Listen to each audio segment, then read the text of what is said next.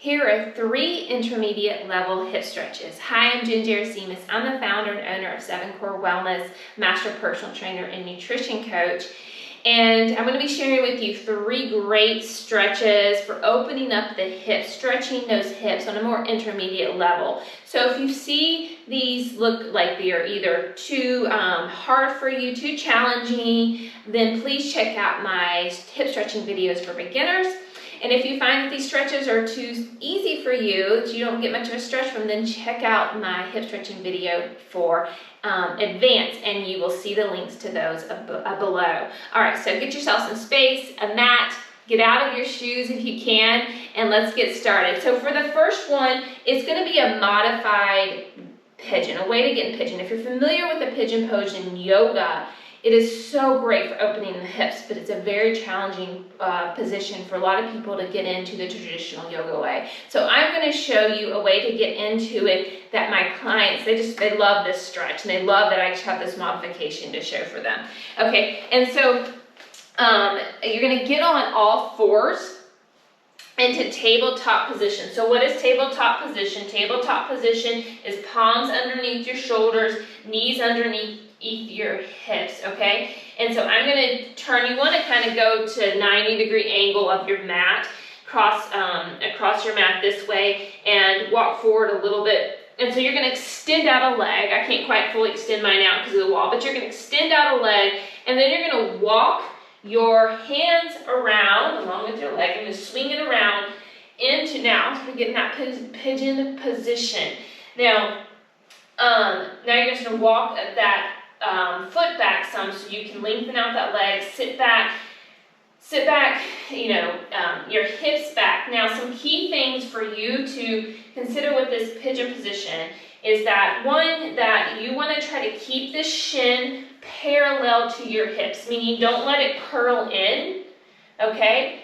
Keep it parallel to the hips. So you might find that you actually can't go very far. Like if you start backing your leg out more, that your leg starts turning in, then don't go back so far with the back leg. And you should probably feel something pretty intense at this point. For myself, I am less flexible on my left side, so I can't go back much further than this. And so you can get that stretch right there really good in the hip. The other thing too is keep the hips parallel to the ground. Don't shift your weight to one side or the other. Try to keep them centered. Get your palms underneath your shoulders, or if you're really super flexible, or maybe more flexible, you might be able to come down to your elbows and get a little bit of a deeper stretch there also, okay? All right, so hold for 10 to 15 seconds, or 10 to 30 seconds. All right, then release, come back, crawl yourself back into this tabletop position. Now you're going to switch the other leg, you're going to extend it out, and then walk yourself around. I'm going to come forward in the mat some here. Again, keeping the shin of the lower part of the leg parallel to your hips. Walk that foot back to get deeper. If you're able, you can even come down to your elbows. I'm, like I said, I'm much more flexible on this side than I am on my left. So this is much easier for me to get into than the other side. Hold for 10 to 30 seconds. And then release and come back up. And you could go back and forth into that if you want to as well. Okay, so moving on to the second exercise, what you're going to do is going to get into half kneeling position, like such. Let me switch legs, so I'm down this way. So when you're in half kneeling position, you've got sort of like 90-90. This knee is right underneath this hip, and then this foot is in line with this hip. So I've got this in line, make sure that this isn't turned in, but you've got everything's pointing forward right here. When you start to squeeze your glutes and push a little bit on this side, you're going to start feeling a stretch in the front of this leg. And you're going to bring this arm up and lean back just a little bit, just to intensify the stretch. This isn't a runner's lunge, and my weight's not coming off of my heel, and I'm not coming forward like this. We're getting this deeper hip muscle inside. So just as you'll squeeze, you should feel the stretch right there.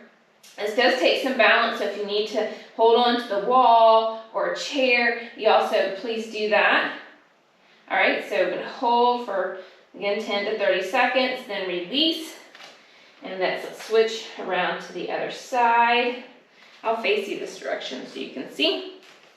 All right, so here we're gonna go. Reach back. Again, what side's tighter as you do this? Open up that hip. I'm not leaning back, I'm not super arching my back. I'm just leaning back a little bit enough just to intensify it some. And opening up this part of our body. We sit so much, we're so rounded, we need to open up our front.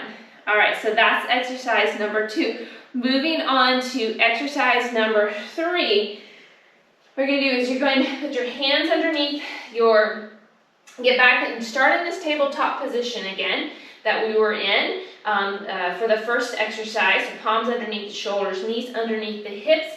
And what you're gonna do is you're going to swing around your foot and bring it by your hand, that same hand. Now for some people, sometimes you might only get about here and you may need to help yourself bring it up there. So palms are underneath those shoulders still, and so you may have wiggled this back leg back just a little bit. It's a good idea to do that. And you should start feeling this as you're feeling this in the inside of your leg. Now, once in this position, there's a couple of things you could do to intensify it once you're able, but maybe you get a good stretch right here. But one option is to lift up that back knee and start there. And then another option is then to open up that arm too. So getting a lot of movement and stretching here. Be sure you're not sagging. I don't want to sag. If you bring up that back knee, make sure you keep your hips up and you're not sagging. All right, so put that hand back down, put that knee back down, bring that foot back, go back into that start position. Now switch, bring that other foot forward. Okay, and feel, and for here, actually my right side's tighter. It's tighter for me than it is my left. Curl up that back toe if you want to get that knee off the ground. And then, like I said, once you ground yourself in the other hand, you can bring that same hand up. Now remember, when your foot's here by your hand, all the weights, like evenly from your toe to your heel. There's no toe off, heel off the ground. There's no toe off the ground. Make a really solid foundation with that foot. There you go, and open back up and hold. Then bring that hand back down, knee back down. Bring that leg back around, and then come up. All right, there you go. There are 3 in like intermediate level hip stretches. In the comments below, let me know if you give it a try.